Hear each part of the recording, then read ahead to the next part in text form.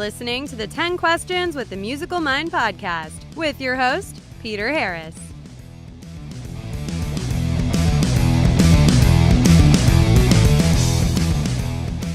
Hey everybody, Peter Harris here. Welcome back to another episode of 10 Questions with the Musical Mind. I have an interesting guest today. This person has released 3 solo albums and also 3 albums with his self-fronted band through his own label, Conic Records. His music is really hard to pin down, and that's what I find so compelling. He's covered everything from acoustic ballads with heartfelt lyrics to experimental electronica to progressive rock, alternative, even some orchestral stuff. Really covers all the bases and just a really fascinating musician. Guy can really do it all, and he does do it all.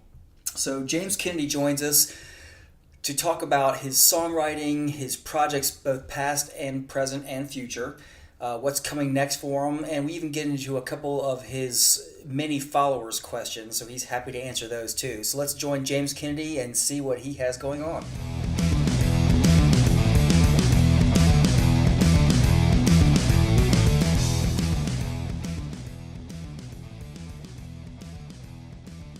Oh, I lost you then. Typical. Oh, yeah, of course. just as we said hello, it cut off. Yeah, that's fine. How are you today?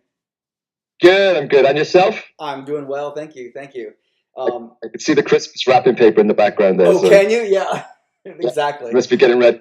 Oh, yeah. I think we're about done. I wanted to ask you several things about your solo work and Kyshera as well, and just what all you have going forward. And one of the first things I wanted to ask you was, with the change up in Kyshera, it has such a unique sound. I mean, it's really unlike anything else. Do you think it's, and I know you've changed members in the past, is it going to be a real unique challenge to find members to replace, or is that even your plan going forward? Because it's got to be hard to find. I mean, you have songs like Ants and Sugar and think that it's just so broken up. I mean, is it a challenge you have to?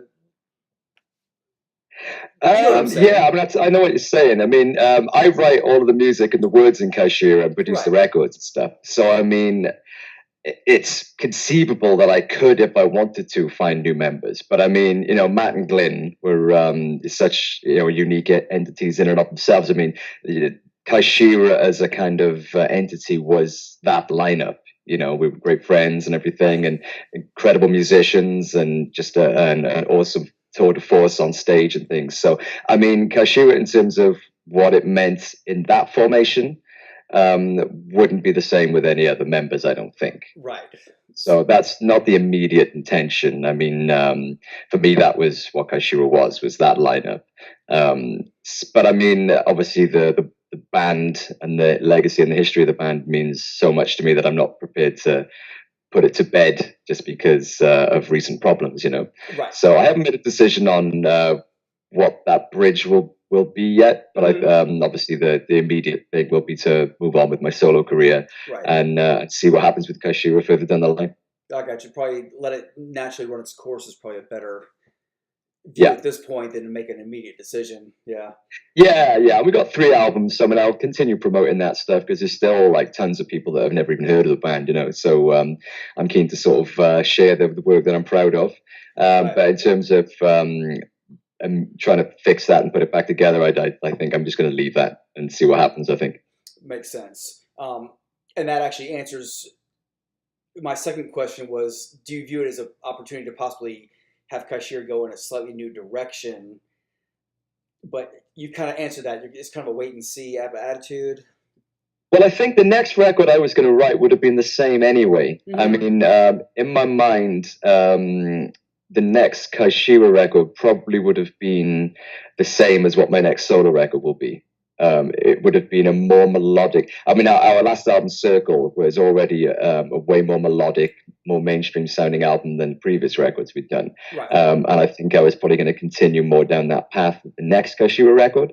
But my solo stuff, I'm sort of itching to get a little bit more on the rock angle with the solo stuff. So I think if I made Home a bit heavier and Circle a bit more melodic, I think that middle ground between those 2 albums would be the same whether it's a solo record or a Kyshera record. So I think my next record would be the same regardless anyway. That makes sense. Yeah.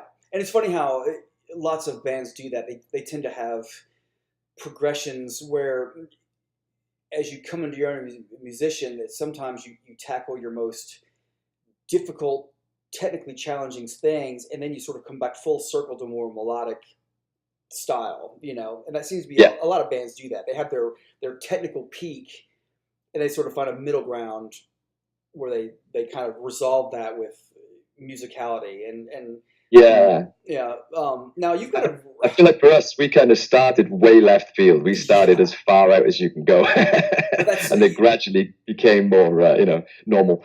That's what I like. I mean, it's the music world needs more of that. You don't need more mainstream pop and rock. There's enough of that. So it's always good to have somebody come out from left field and sort of challenge the status quo. Talk about playing guitar. I've noticed, I've watched you play, and you have an extremely aggressive attack. I mean, and what I wonder is on some of your electrics, it looks like, I don't know if you've got them planted, but it looks like you have maybe a floating bridge on those. Do you have floating bridges? Because it seems like you would have your guitar constantly out of tune. Yeah. Just the way you're putting, I mean, there's various things. Like I notice when I play, I tend to anchor my picking hand with my pinky, and I don't even realize it, just to keep it off the bridge. Yeah. So you maybe do things like that where you don't actually put pressure on the bridge. Well, no, I hammer the hell out of my guitars, but I've got floating bridges on two of my guitars, my Ibanez and my Strat, but I've got a massive chunk of wood in the back which keeps it from flying. So it's a floating bridge, but it doesn't float. So I don't use it. I just trem. Yeah, so you've got it braced, right? Yeah, that makes sense. So I'm always breaking strings on my. I've got a drop B guitar which I now use on my Epiphone, which is the one that gets smashed to bits all the time. And I use gauge 13 strings on there, 10s on the other ones. I use quite a light plectrum, but I'm self-taught, so I sort of angle my plectrum as well without realizing it. So I kind of chop into the strings. Right. Unintentionally, it's just the way my technique's developed. So I'm always sort of like destroying plectrums, ruining strings and stuff. So I've got to have everything locked down. Yeah, a gauge 13 string, I don't think I've ever played that. It's like a coat hanger wire. Oh, it's crazy. Yeah. Yeah. Now, when you're writing songs, it's all coming from the same creative, it's coming from you. But you've got, talking about different modes, you've got your solo stuff, like a song like Unconditionally, and you've got something like Kyshera, like Ants. Yeah. Are you sitting down, like, okay, I'm in this headspace today, I'm going to write something like Unconditionally? Or you're looking at more aggressive, like I'm in the mood to go out there, like, or does it just whatever inspires you? Like, this is what I came out with today, and this is what it is. Yeah, pretty much that. Really, I mean, it's whatever. I'm a big believer in just being completely honest to whatever is coming out at that time. Mm-hmm. And I think as someone that's now got 6 albums of very different material, for newcomers, it is very confusing to be like, right, well, this guy's written a song like Misfits, and he's also written Terrorists, or an album like 9IP. And I think they think, what the hell is this? But I mean, I'm just very, I think because I started out very progressive and left field, I think more people were shocked when I started doing like acoustic song-based stuff, because they felt like I had some kind of allegiance to be continuously experimental and political. But I don't feel any allegiance to anything apart from honesty, I suppose. So I mean, that's fair enough, the songs on home, like they were writing about my family and my partner and my friends and my vulnerabilities and things like that. For me, that was just as valid and credible from an artistic perspective as writing something challenging like Terrorists or Ants or Sugar. It's certainly a valid argument. You could argue that staying true to a progressive and complex songwriting form is not as pure as just writing what you honestly feel that day. Because if you stay, I'm going to write this type of music only, well, that's a bit contrived in and of itself. Because perhaps to feel like you have to like churn out the same record time and time again to prove how like technically advanced you are. I think that's taking it the opposite of a truly artistic approach to it. Like I think there's a kind of elitism with that genre as well, where people have to prove how kind of advanced they are and how dexterous and stuff. And I don't really feel like I need to do that. I feel like my obligation is just to to express truly how I'm feeling. And I mean, the next record to do might be the craziest one I've written, or it might be even more mainstream. But it'll be what it is. And that's a good point, because I do like a lot of the technically challenging and progressive metal and rock, but I've found a tendency over my life to find a band like that and love it, but after 2 or 3 albums, I sort of fall off, because it's the too ones much. who say that way, you're like, okay, I get it. Like, I've It's seen too what much. you have to offer, and this is going to be more the same. So that makes sense. Yeah. So that answers, basically, I'm going to skip that. That answers that. Now, what I do find interesting about that, and what I find so interesting artistically and pure about you, is you have got to be one of the few guitar players who have fantastic lead chops. I mean, you can play as fast as anything, but you're perfectly willing to put out a acoustic ballad, and just, this is DAG, and I'm strumming with a capo on the, and just doing a 1-4-5 progression, and that's all you're doing. Not many guitar players would do that. Like, you're not going to see an Yngwie Malmsteen come up with a song like, Hometown. He's not going to. He's not going to do it. So I think that's really interesting. Let's see. I mean, how diverse is your personal taste? Is where I'm going. Like, are you all over the map? I mean, as far as what you personally will listen to. Yeah, totally. Yeah, I mean, like everybody else, I mean, I started out, playing the blues and, listening to, what my parents would listen to, which in my case was like, the Beatles and Pink Floyd and things like that, Kate Bush and stuff. But then as I sort of got more advanced as a musician, I sort of got into the more technical side of things and, the Steve Vai and the Malmsteen and all that sort of stuff. And then I kind of came full circle, when I got into songwriting and stuff. So my musical tastes are literally, all over the map. And I do get bored quite quick. So just like you were saying, after 3 records of like, extreme math rock, you do kind of yearn for, just someone who can write a good song, So I kind of like to bounce between all of those different interests. And I find if I listen to an acoustic album, after a few tracks, I'm kind of, itching for something a little bit more.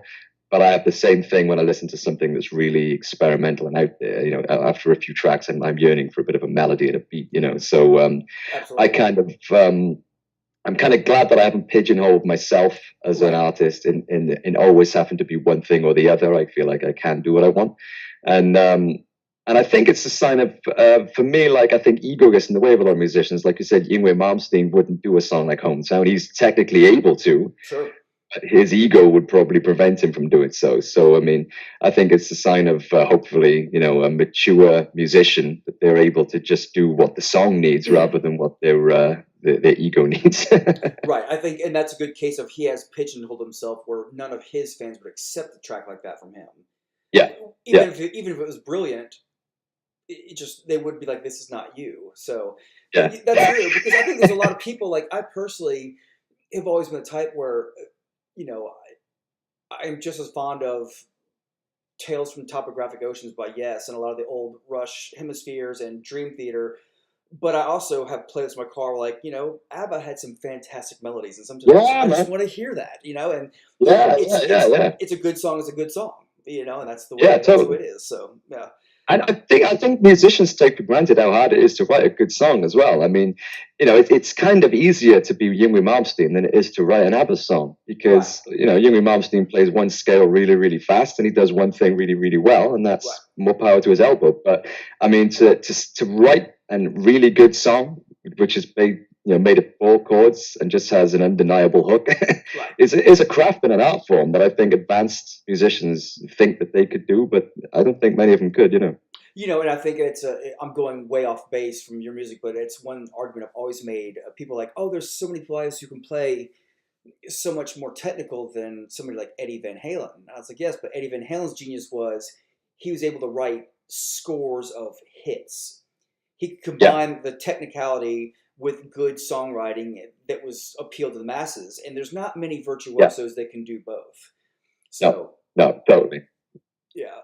Now, you've seen a lot of personal upheaval in the music industry. I've listened to you and I've read up on you, and as far as like your first album and the interest, and of course you've got the drop and all the Napster stuff and the record labels crashing. So you've seen a lot of that yourself, where you went from the golden boy to no interest.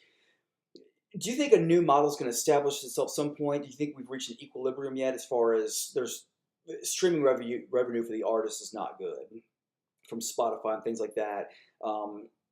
Right now, it's very much up to the artist to promote themselves on social media and all that. I mean, do you see something gelling that's beyond what it is now, and there being a new model out there? I mean, I'm not expecting you to predict the future, but yeah, I do. I think there's a new model coming. I think the current model is now established. I think there was a gray area which I lived through for about 10 years, where there was the old model, and then there was nothing for a while, and then there was the new model, which I'm kind of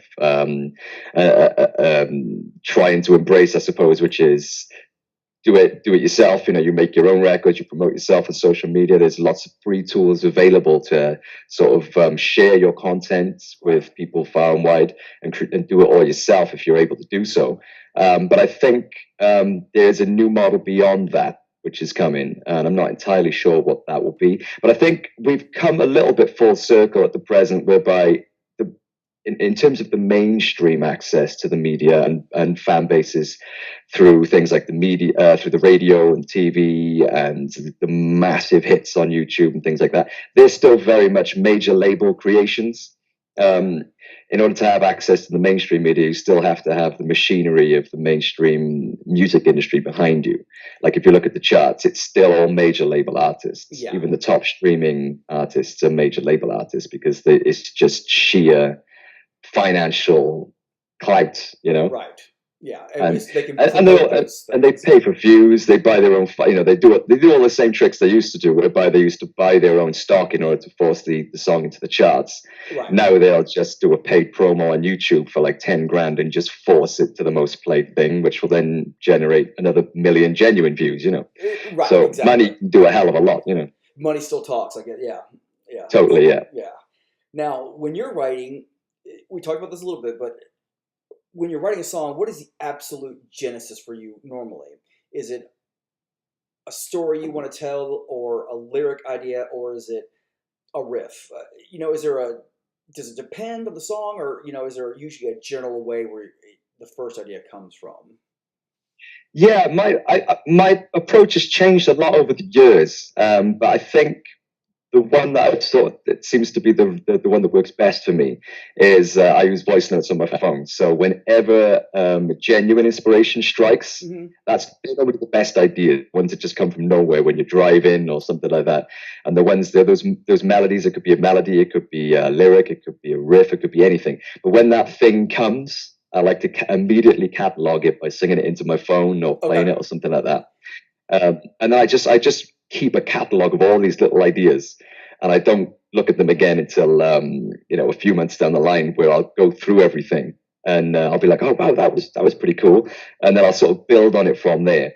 But I think something that's built upon from the starting point of a genuine inspiration that just comes from somewhere is normally better than something which is worked at. Right. Well, you can do that, yeah. As long as the seed is genuine inspiration, then you have to work it out a little bit. But that's it. Yeah. Yeah, just trying to hammer into something like I must create now doesn't usually work. Yeah. It may, but it's never. Yeah, it's never going to be perfect. Yeah. Yeah. Now you're passionate about a lot of things. You've got a lot of messages in your songs. Any important issues that you feel you haven't addressed yet in a song, but you'd really like to at some point? Yeah, I mean, I think in the early Kyshera stuff, that was the most topical stuff. Sure. But I tried to go for the big issues, because I mean, I think a lot of I hate to say smaller issues, but issues which I think are a consequence of bigger problems. So say something like homelessness. Okay. I could do a song about homelessness, but for me, homelessness is the symptom of a bigger problem, which is our economic system and our values as a society, and inequality and things like that. And so for me, I feel like instead of talking about homelessness, I'd rather talk about that broader system which creates a ton of other problems underneath, Right. So I feel like in the early Kyshera stuff, I covered quite a lot of ground there. Like I talked about the democratic system, religion, the financial system, and things that we can do about it as well. So I think in terms of topical things, I think I've covered a lot of the things that I'm personally interested in. But I mean, in day by day life, there's just so many other things to talk about, Yeah. But I mean, in terms of what I write about next, again, I don't really know at the moment until it comes, Sure. Yeah. And yeah, you can always branch out into the smaller, the symptoms per se of the larger issues and address those. And yeah, it may just be one when that strikes you, or when you come across a particular injustice or problem, or it doesn't have to be a problem. It could be a good thing. Yeah.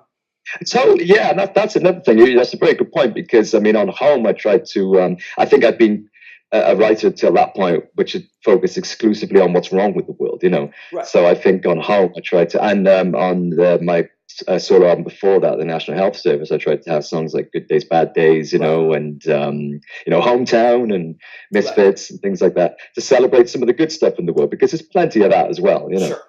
Yeah, you can find what you're looking for, no matter what that is. Totally. So yeah, Totally. That's a good point. Yeah, and I think the smaller things. I mean, it's actually the smaller things that make us truly happy. It's what I believe, what I've come to feel in my own life is, it's you don't have to reach for these lofty goals. It's friends and family, Sure. It's just the community. It's just hobbies, whatever, Yeah, and then, it's one of those things you sort of, not everybody, but you come to realize with age, and you start to realize, like, hey, this is, there's a lot of genuine happiness to be found in the everyday things, and not the grand scheme of things. Yeah. Well, I want to finish up and you had it on your page yesterday, and I was asking some of your people on Twitter specifically to come up with some questions. And several of them, there was one resounding consensus as far as what people wanted to know. And I'm going questions by the head of your Scotland's Misfits page, Misfits France, some other individual users. I wrote one down, like Elsie Eaglestone was one of the Twitter users. They all want to know what your musical plans are from 2019, and will a new album be coming? That's their question for you. They all want to know how old I am as well. Well, I was going to throw that in there too. That they also told me to pin you down on that. Yeah.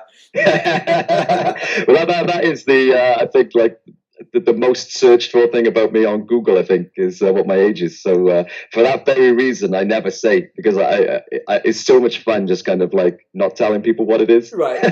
Well, I can tell you what. If fans are wondering, you're younger than me. I know that. Okay. Well, loads of people know my age, but they've been good sports in keeping it a secret, just so I can keep winding people up about it. I'd say your parents probably have a decent idea. Yeah. Yeah, they know. Well, I don't think they do, actually. Like, how old are you now? Is it this or is it this? I can't remember. Yeah. But there's too much sport to be had with that one, so I'm gonna keep that going if I can. Yeah. But so the plans for 2019. Yeah, I'm really excited for 2019, because I didn't write anything or release anything new in 2018. I did the tour, and I kind of enjoyed my new sort of home life and my new home and everything. But I'm itching. I got the creative bug is definitely back. So yeah, there will be a new record in 2019. There's going to be a lot of other stuff in 2019 as well. So it's going to be, I'm going to enjoy Christmas with the family and things, and then it's going to be all systems go. So this is going to be a very productive, creative, active year. So there's going to be lots to look forward to. Awesome. Yeah, hopefully you take the holidays off and sort of get some downtime and vamp yourself up. Another question, and I'm going to hope I pronounce this. I thought it was a good question. I hope I pronounced this user's name right. Penny Icardi, I'm hoping. Forgive me, Penny, if I do this wrong. Who is one person you'd like to meet, and why would you like to meet them? That's a good one. Oh, there's loads. I mean, a lot of my heroes are dead, like Frank Zappa and people like that. But in terms of living, I don't know. I suppose I've not really met any of my living heroes yet. I'd love to meet Roger Waters from Pink Floyd. Yeah. But I've been told to not meet your heroes because you might find out that they're douchebags. And I think in the case of Roger Waters, that's likely to be the case. Yeah, it's quite possible from what I've read. Yeah. But He would be one. Yeah, I mean, I'd love to shake Roger Waters' hand and just say, man, you're a legend, even if you are a bit of, known to be hard work. Yeah, I've heard that about several, and I was speaking to another musician a few months ago, and I was like, I've had such good experiences talking to all these musicians. They're all such genuinely nice people. And he's like, well, that's great, because it's not going to stay that way. You're going to meet a jerk. Right, yeah. Sooner or later. Yeah. Yeah, sooner or later, you're going to meet a jerk. But you're right about like people like Frank Zappa, who was brilliant as well as is so unique. And the things that drive that home is I had a long conversation with Dweezil Zappa last summer, and awesome to talk to, but also sort of drives home the point, like, I would have liked to talk to his father as well. Just, but just, timing, I wasn't doing this then when he was around, but that's amazing. No, I mean, Dweezil's an incredible musician himself as well, and seems like a super cool guy, Very cool, very cool. And he's very, I'd point out something where, like, okay, here's a song you did in the 90s, and I know what you were using because I had that exact same effects pedal. And I'd start to mention the song, he'd be like, I know exactly what you're talking about. It was this. And he knows that 15-second part of a song from 30 years ago. Wow. He knows, he knew exactly what I was talking about. He's like, oh, yes, the zoom pedal, da-da-da, preset, da-da-da. Like, he knows, But I think a lot of musicians play coy, like, oh, I don't remember that song. Like, I think you probably do, but... Yeah. I know he's a different level. I mean, another one, as you were talking then, I thought of that I'd love to meet, who's in that similar vein, would be Steve Vai. Steve Vai was he's my favorite guitar player. I mean, he's reinvented the whole language of guitar, didn't he, for a generation of musicians. And, I've seen him live several times. And, I'd love to just shake his hand and say, man, thanks for blowing my mind as a teenage guitar player coming up, He's such a, he's one of those guys who has a really unique voice, is not scared to, I mean, he's got a different sense of bringing wackiness, for lack of a better word, and sort of forcing that, like, oh, you like complex virtuoso music? Well, here's a little silliness in there, but it's exactly. Like Zappa did,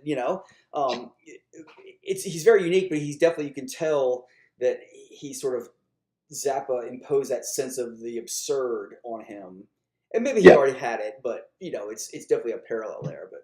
Yeah. Oh yeah, I mean he's an incredible musician. Of the world, he's the best guitar player in the world, isn't he? But I mean, he doesn't take himself seriously, and that fun comes through in his music. You know he could play with the best of them, but he's able to do it. And I think that may be the Zappa influence as well. Like Zappa said, just because you're a good musician doesn't mean you can't have a sense of humor and a personality.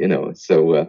I think a lot of the serious musicians take themselves a little bit too seriously, and that's what I like about Vai. Is he's an incredibly expressive guitar player, technical virtuoso, but his music is undeniably his own. It's got personality to it. Yeah, and he's not afraid to come out occasionally with just a simple melody that's something that's pretty. And totally. Yeah, I mean, he's not afraid to be like, this is a good melody, I like it. And totally. That's a sign of a confident musician. He knows he can play your ass off, so he's got nothing to prove. He doesn't feel the need to insert a 64th note run into everything. Exactly. Yeah, exactly. Well, James, it's been such a pleasure and an honor to talk to you. And before we go, I need to make sure that everyone tuning in knows what website to go to get your stuff and keep up the news and et cetera, where they need to go to find out everything about you. I guess the starting point is my Twitter page is probably the most active thing that I'm on, which is James Kennedy UK. Right. And it's the same on pretty much everything: Facebook, Instagram, Snapchat, James Kennedy UK. YouTube is just James Kennedy Stuff. And also there's all the Kyshera stuff, which is just Kyshera on everything, which is Kyshera. That's for the people who are into the heavier stuff. And my website, which is James Kennedy Stuff, is always a good place as well. There's lots of stuff there. Right. So if you've got lots of free time on your hands and want to trawl through albums of very different music, then there's plenty for you to play with. No, it's definitely worth trolling through it. Yeah. Okay. Well, thanks again. I appreciate everything, and I hope you have got a Merry Christmas. You too, man. Thank you for having us. It's been fun. Absolutely. Thanks again. Have a good Christmas. See you soon, man. You too. Bye. Bye-bye.